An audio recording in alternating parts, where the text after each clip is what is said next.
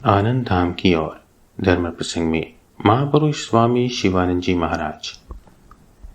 अध्याय 13 बेलूड़ मठ। मंगलवार 1 जनवरी 1924 कल्पतरु दिवस। इस अध्याय के पिछले 2 भागों से हम महापुरुष महाराज और उनसे मिलने आए जिज्ञासु भक्तों के बीच हो रहे वार्तालाप को सुन रहे थे। आइए अब हम इस वार्तालाप के तीसरे एवं अंतिम भाग को सुनते हैं। पृष्ठ संख्या 57। एक भक्त पूछते हैं, महाराज, भगवान तो इच्छा मात्र से ही जीव के मन को भगवानमुखी कर दे सकते हैं, हृदय को पवित्र कर दे सकते हैं, पर वैसा क्यों नहीं करते?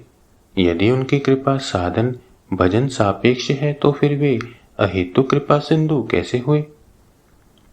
महापुरुष महाराज उत्तर देते हैं, हाँ, तुम जो कहते हो ठीक ही है। ऐसा कहना पड़ता है, इसलिए कहा जाता है, किंतु वास्तविक रूप में वे साधन भजन द्वारा लभ्य नहीं है। फिर उन्हें लभ्य कहना भी ठीक नहीं, क्योंकि वे तो प्रत्येक जीव का स्वरूप ही हैं, समस्त प्राणियों की अंतरात्मा है। जो सब आवरण जीव की अंतर्दृष्टि रुद्ध कर देते हैं, साधन भजन केवल उन आवरणों को दूर भर कर देता है। तब जीव अपने स्वरूप को जान लेता है और अंतरात्मा के साथ एक हो जाता है। वे कृपा करके जीव को अज्ञान आवरण से मुक्त कर दे रहे हैं, तभी तो जीव के प्राणों में उन्हें पाने की आकांक्षा होती है। यह उनकी कृपा है।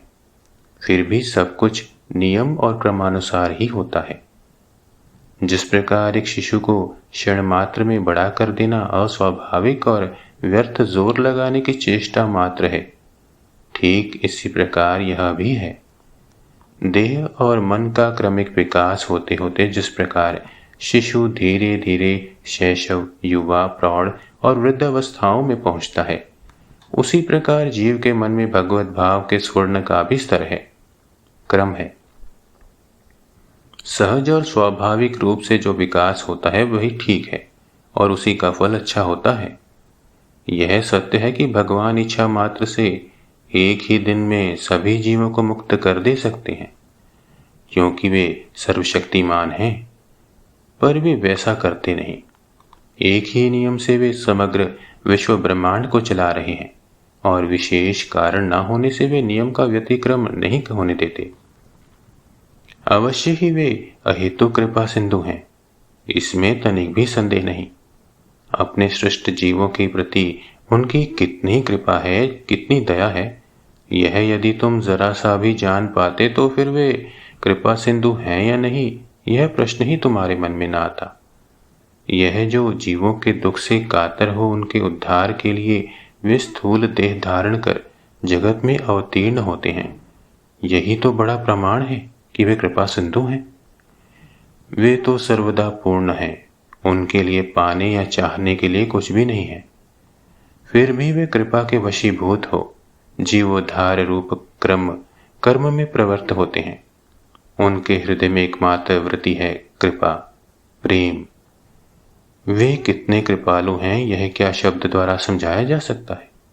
यह तो अनुभव की वस्तु है। मनुष्य तो खेल में मग्न है, उनकी कृपा को कहाँ जानना चाहता है। ठाकुर कहा करते थे, जीव भगवान की ओर यदि एक पग आगे बढ़ने की चेष्टा करे तो भगवान उसकी ओर 10 पग आगे आ जाते हैं। इतनी अधिक है उनकी दया। उनकी कृपालुता में संदेह मत करो, उस भाव को मन में आने तक न दो। उन्हें पुकारते जाओ प्रेम के साथ, उनकी कृपा से प्राण और मन भरपूर हो जाएंगे। यह सब उपलब्धि क्या एक दिन में होती है या एकदम हो जाती है? क्रमशः सब कुछ होगा, सब कुछ प्राप्त करोगे।